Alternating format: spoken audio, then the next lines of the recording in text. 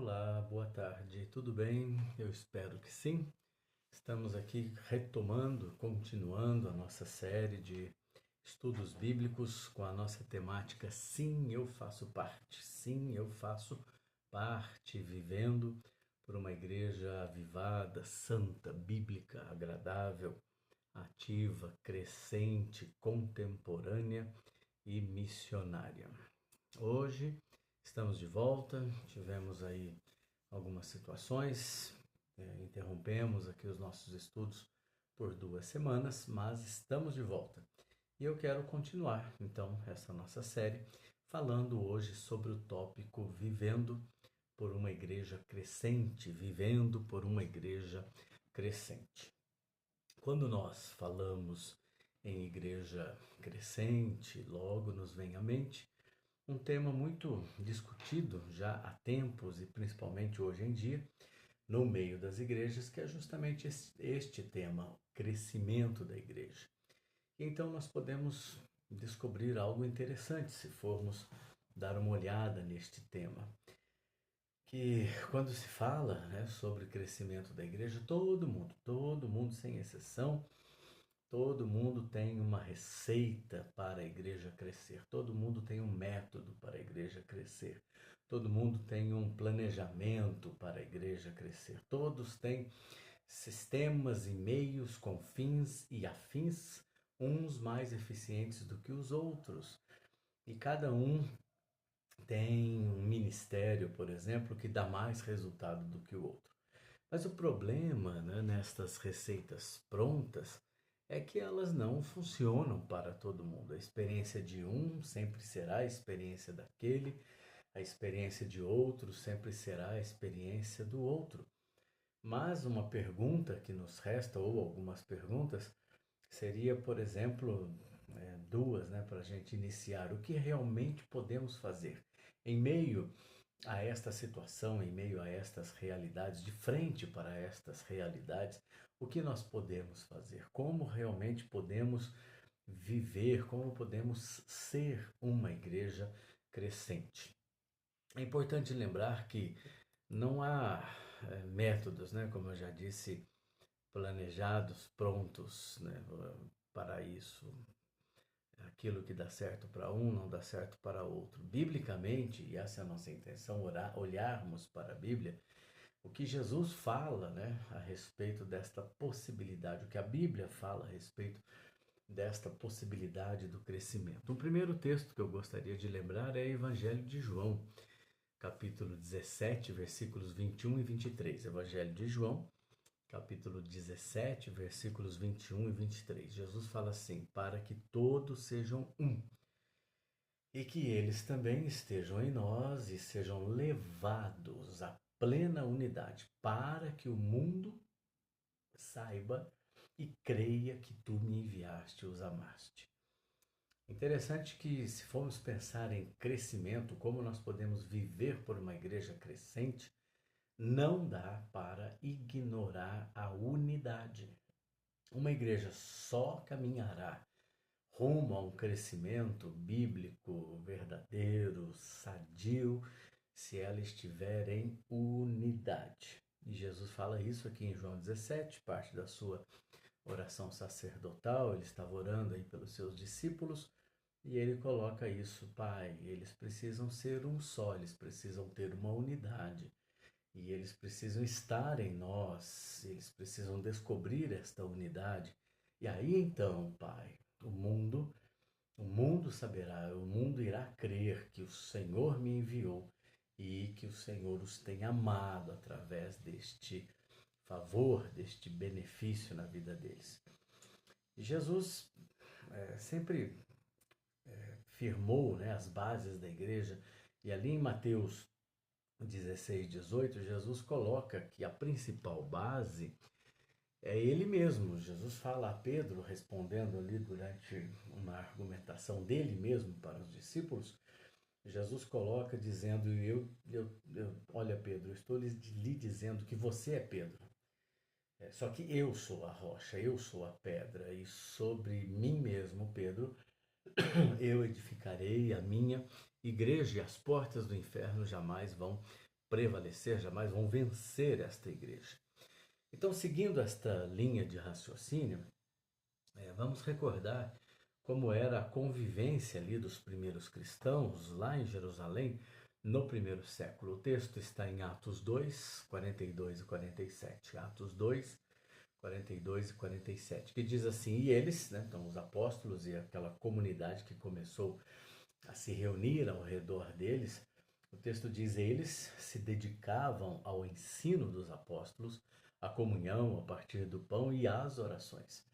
Todos estavam cheios de temor e muitas maravilhas e sinais eram feitos pelos apóstolos. Todos os que criam estavam juntos e mantinham-se unidos e tinham tudo em comum. Vendiam as suas propriedades, vendiam seus bens, distribuíam isso uns entre os outros, conforme as pessoas tinham necessidade. E todos os dias, continuavam a reunir-se no pátio do templo.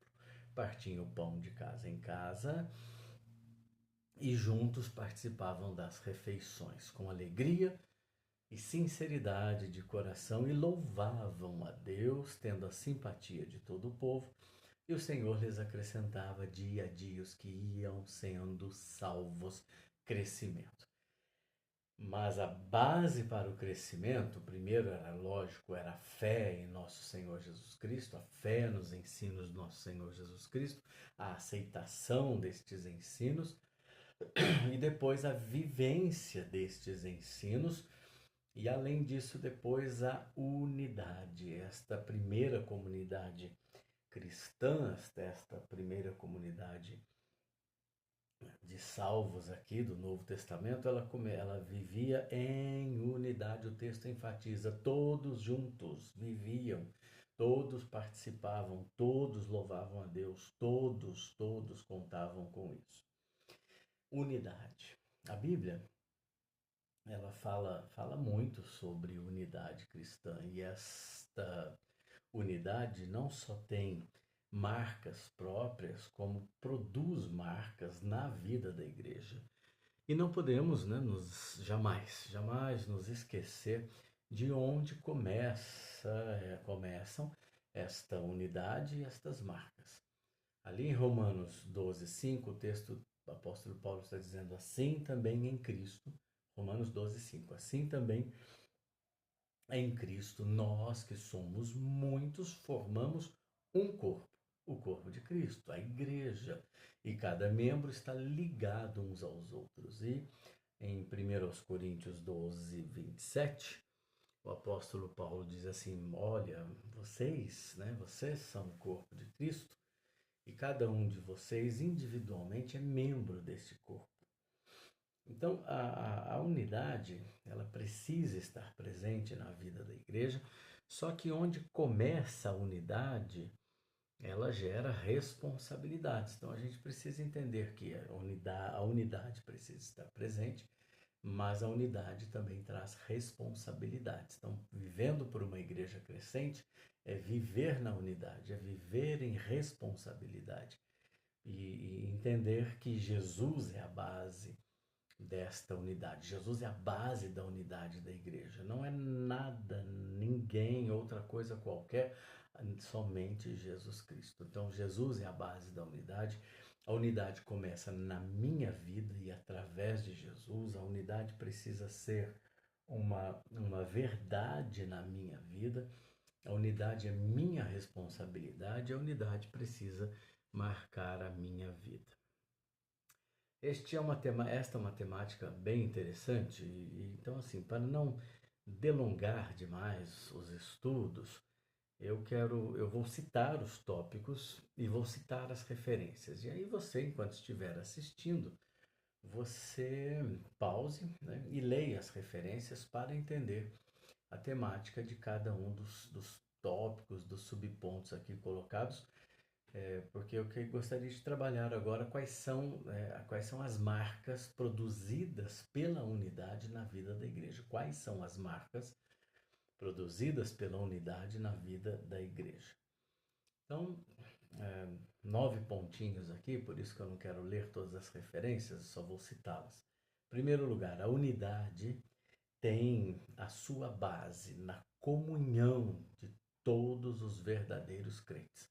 Romanos, capítulo 12, versículo 5, Romanos 12, 5, 1 aos Coríntios 1:10. 1 aos Coríntios 1:10. Segundo lugar, a unidade sustenta uns aos outros em tempos de fraqueza. A unidade sustenta uns aos outros em tempos de fraqueza. Êxodo 17:12. Êxodo 17:12. Terceiro, a unidade fortalece uns aos outros em tempos de conflito. A unidade fortalece uns aos outros em tempos de conflito. 1 Samuel 14, 6 e 7. 1 Samuel 14, 6 e 7. Quarto, a unidade encoraja uns aos outros em tempos de reformas e projetos. A unidade encoraja uns aos outros em tempos de reformas e projetos. 1 Crônicas 12:38, 1 Crônicas 12:38 e Neemias 2:18, a parte B. Neemias 2:18, a parte B. Quinto, a unidade motiva uns aos outros em tempos de realizar grandes obras. A unidade motiva uns aos outros em tempos de realizar grandes obras. Neemias 4:16 e 17. Neemias 4:16 e 17. Sexto, a unidade desperta uns aos outros para uma vida de oração. A unidade desperta uns aos outros para uma vida de oração. Atos 4, 24 e 31. Atos 4, 24 e 31. Sétimo, a unidade impulsiona uns aos outros a conduzir as pessoas a Cristo. A unidade impulsiona uns aos outros a conduzir as pessoas a Cristo. Marcos 2:3. Marcos 2:3. Oitavo, a unidade conduz uns aos outros às vitórias nas batalhas. A unidade conduz uns aos outros às vitórias nas batalhas. Juízes 20, versículo 11, Juízes 20, 11 e 9. A unidade nos torna uma igreja alegre, agraciada e com um testemunho poderoso. A unidade nos torna uma igreja alegre, agraciada e com um testemunho poderoso. Atos 2, 42 e 47, parte B. Atos 2, 42, 47, parte B. A unidade, ela mostra ao mundo, ela vai mostrar ao mundo que Jesus Cristo é o Filho de Deus e que ele não morreu em vão naquela cruz. A unidade mostra ao mundo que a nossa fé em Jesus Cristo vale a pena. A unidade faz parte do plano de Deus para a vida da igreja. Então eu gostaria de afirmar, reafirmar, firmar, né, que a unidade pode trazer tanto um bem-estar necessário, como um crescimento com sucesso, com saúde, com vigor para a vida da nossa igreja, das nossas comunidades de fé. E aí, relembrando João 17, 21 e 23, quando Jesus fala para que todos sejam um, para que todos sejam um e que eles também estejam em nós e sejam levados à plena unidade, para que o mundo saiba e creia que tu me enviaste. Sem unidade, nós jamais viveremos como Jesus quer. E se não vivermos em unidade, nós viveremos como o diabo quer e gosta. Então, eu poderia afirmar que a unidade, e esta é uma citação do Bailey Lowell, né, no seu livro 25 Segredos para Derrotar a Crise de Comunhão, ele afirma o seguinte, que a unidade é um estilo de vida afinado, alinhado, aprumado com os mandamentos do Novo Testamento a respeito das coisas que os cristãos fazem uns aos outros e em favor uns dos outros para expressar seu amor, a sua união, a sua comunhão e a sua mutualidade. Mas também a unidade diz respeito a coisas que os cristãos evitam fazer uns com os outros a fim de preservarem o ambiente onde vivem. A unidade deveria marcar tanto a nossa vida que nós não seríamos mais reconhecidos por sermos um grupo, mas sim por sermos um corpo, o corpo de Cristo. Quero relembrar, João 17, 21 e 23, Jesus fala para que todos sejam um e que eles também estejam em nós e sejam levados à plena unidade, para que o mundo saiba e creia que tu me enviaste e os amaste. Uma igreja que vive em unidade consegue cumprir a sua missão, edificação de vidas e salvação de vidas. Quando vivemos em unidade, todos saem ganhando, todos, os de dentro e os de fora. Mas quando nós rompemos a unidade, só restam perdedores, todos, os de dentro e os de fora. João 17, 21 e 23, guarda esse verso, para que todos sejam um e que eles também estejam em nós e sejam levados à plena unidade, para que o mundo saiba e creia que tu me enviaste e os amaste. A oração do nosso Senhor Jesus Cristo. Quando a gente pincela isso daqui, a gente consegue entender um pouquinho melhor. É lógico que um aprofundamento aqui, você precisa buscar mais entendimento, mais conhecimento, mais leitura. Então, uma pincelada sobre unidade, a importância da unidade para que nós possamos viver por uma igreja crescente, mas crescente através da unidade, a unidade bíblica, a unidade verdadeira, a unidade cristã, a unidade que vem pelo derramar da graça de Jesus sobre as nossas vidas. A unidade, ela vai revelar Deus uns aos outros, mas a falta da unidade, ela afasta as pessoas de Deus. Então, para a gente pensar um pouquinho aqui sobre esta frase acima, né, que nós acabamos de dizer, que a unidade, ela revela Deus uns aos outros, mas a falta da unidade afasta as pessoas de Deus. Então, para pensar nisso aqui um pouquinho, vamos responder aqui com muita sinceridade duas perguntas, né? Como que vou perguntar para você, como você definiria hoje a sua vida? Você é um participante do corpo de Cristo? Você é uma participante do corpo de Cristo? E a segunda pergunta é como você definiria o seu relacionamento com as outras pessoas, principalmente os seus irmãos e irmãs na fé? A, a cola da unidade é o relacionamento entre os irmãos e irmãs de fé.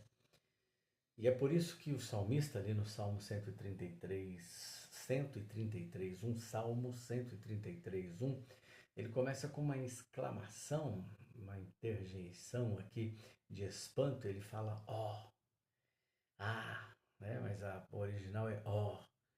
Ó, como é bom e agradável quando os irmãos convivem em união. Ó, como é bom e agradável quando os irmãos convivem em união.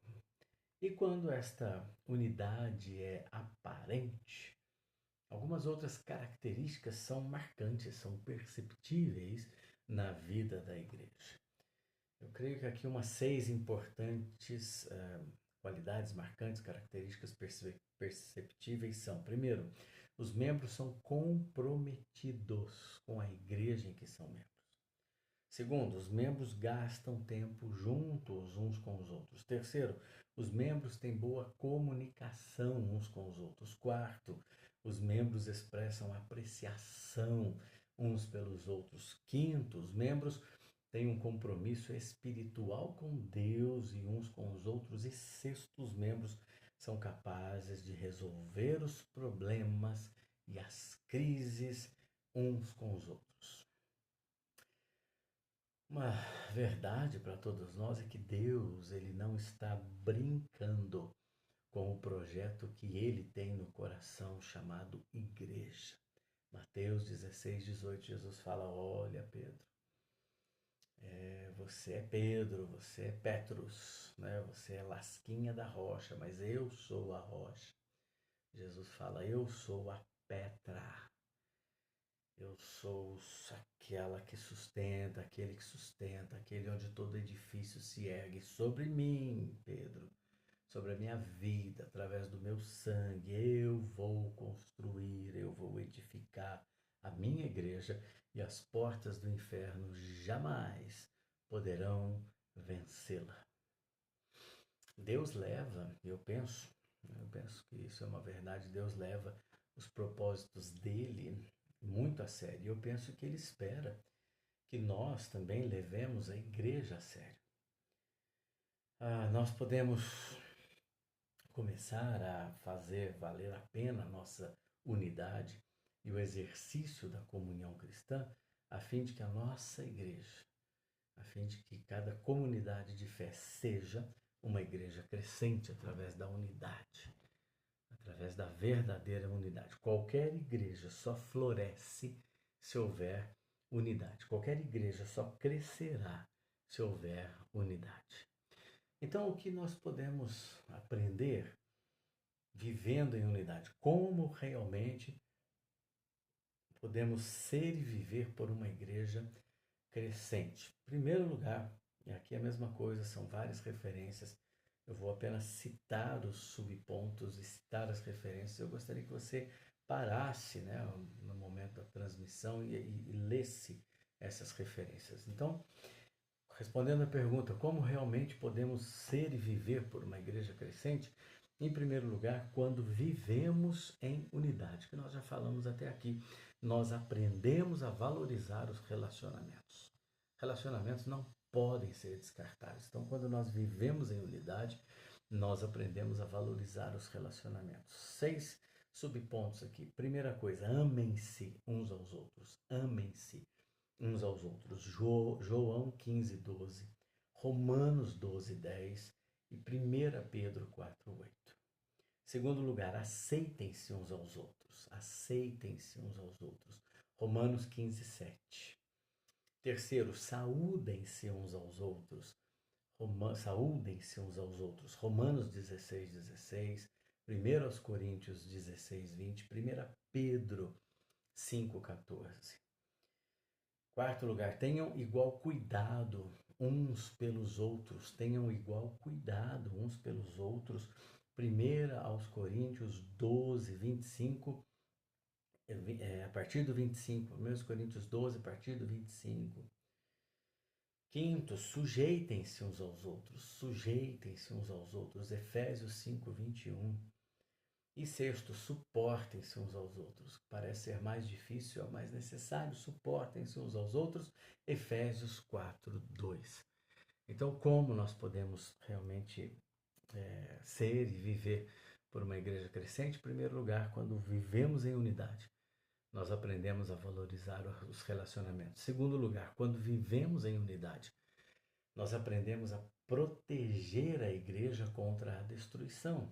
9 pontinhos rápidos aqui. Primeiro, não tenham inveja uns dos outros. Não tenham inveja uns dos outros. Gálatas 5:26.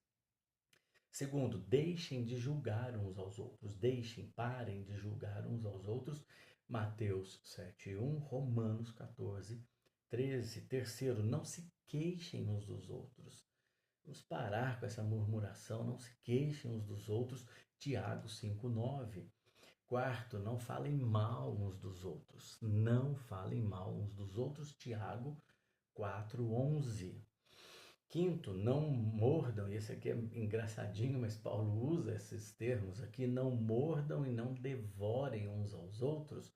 Gálatas 5:14 e 15, ou seja, o poder da palavra para destruir, usado para destruir vidas. Sexto, não provoquem uns aos outros.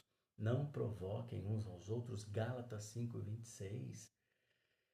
Sétimo, não mintam uns aos outros. Não mintam uns aos outros. Colossenses 3:9 e 10. Efésios 4:25. Oitavo, confessem seus pecados uns aos outros. Mas aqui um detalhe, abra o seu coração somente para quem tem coração. Cuidado com quem você procura para te ajudar, mas confessem os seus pecados uns aos outros, Tiago 5,16.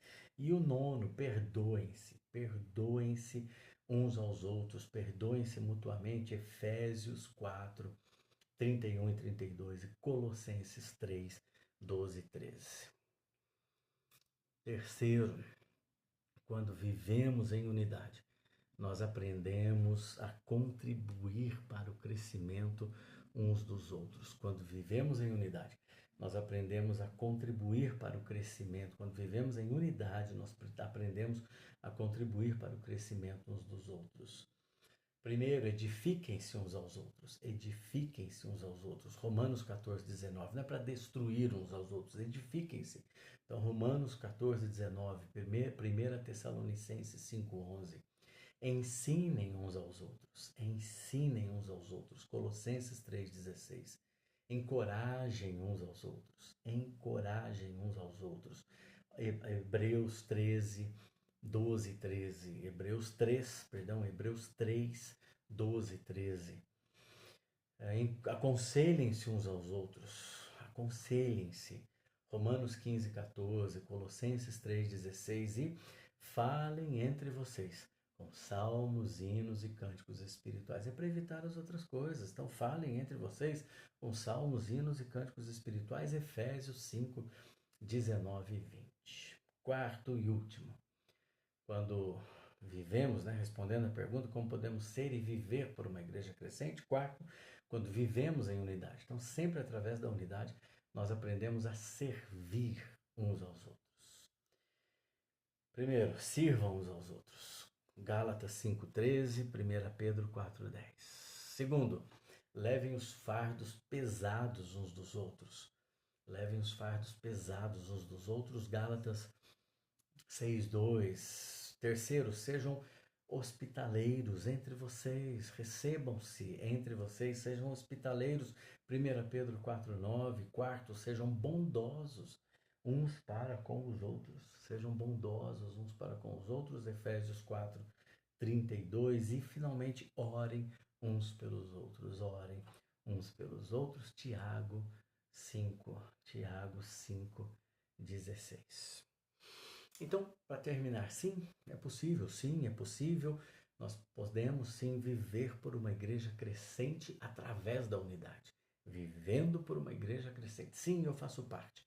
Vivendo por uma igreja crescente através da unidade.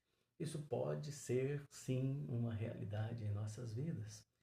Então, depois de tudo que a gente já leu, falou, todas as referências sobre a unidade como um fator de sucesso para o crescimento da igreja, eu gostaria de terminar, nos fazendo, mas aqui eu quero para você, já fiz para mim, fazer para você 3 perguntinhas. Primeira, você não estaria disposto, você não estaria disposta a se envolver até o pescoço com a sua igreja? Para a gente pensar, um monte de coisa às vezes parada, projetos parados, ministérios parados, porque não tem gente. Você não está disposto, você não está disposta a fazer alguma coisa, a contribuir, a tocar alguma parte da obra, digamos assim?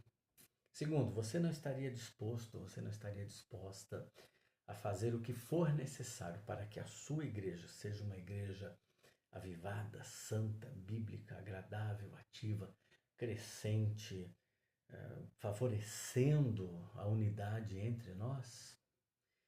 E terceira e última, mais simples, então, por que se a tua resposta foi sim, para ambas as perguntas que eu falei antes, então a terceira pergunta é: por que não começar hoje?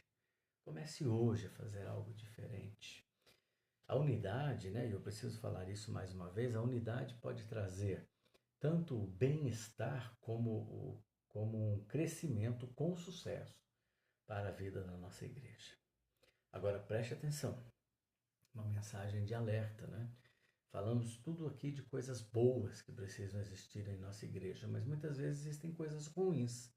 E eu vou citar, mas se em nossa igreja ou se em nossa vida existem tristeza coletiva, sentimento de desilusão e vazio, falta de interesse pelas coisas do outro, falta de diálogo, falta de comunicação efetiva, desinteresse pelas atividades da igreja, mau humor, tensão, sentimento de solidão e de incompreensão, ridicularizações e sarcasmos generalizados, falta de entusiasmo, falta de fé, vida espiritual individualizada, insultos, grosserias, atividades paralelas, frequentes discussões, ausências sem justificativas, vida de egoísmo, individualismo, não compartilhamento da vida, falta de atenção, ausência de perdão, indisposição para a hospitalidade, inveja, questionamento da autoridade do líder, murmuração sobre as atividades e programas, ausência de comunicação em relação pessoal, informal, que seria o extraculto, né? Extra-atividades, prioridades profissionais ou de lazer acima das prioridades da igreja, comparações a respeito de outras igrejas, maledicência generalizada, quanta coisa. Isso, infelizmente, às vezes acontece, não talvez tudo, mas uma ou outra coisa. Então, se em nossa vida, ou se a nossa igreja, em nossa igreja local, existem quaisquer dessas coisas, nós precisamos urgentemente aprender os imperativos da unidade da vida cristã, a fim de sermos e vivermos por uma igreja crescente. Se nós né, não praticarmos a unidade, nós jamais promoveremos, né, o nome de Jesus a este mundo, jamais provaremos a nossa fé a este mundo, e a nossa igreja jamais será um lugar de cuidado, compartilhamento, de crescimento, um lugar onde as pessoas podem recomeçar as suas vidas. Então vale a pena a gente pensar sobre isso. E eu espero que Deus fale ao seu coração no nome de Jesus. Deus te abençoe, fica na graça e vamos desenvolver os mandamentos, os imperativos da unidade cristã em nossas vidas. Deus te abençoe. Até a próxima semana, se Jesus assim permitir. Deus te abençoe.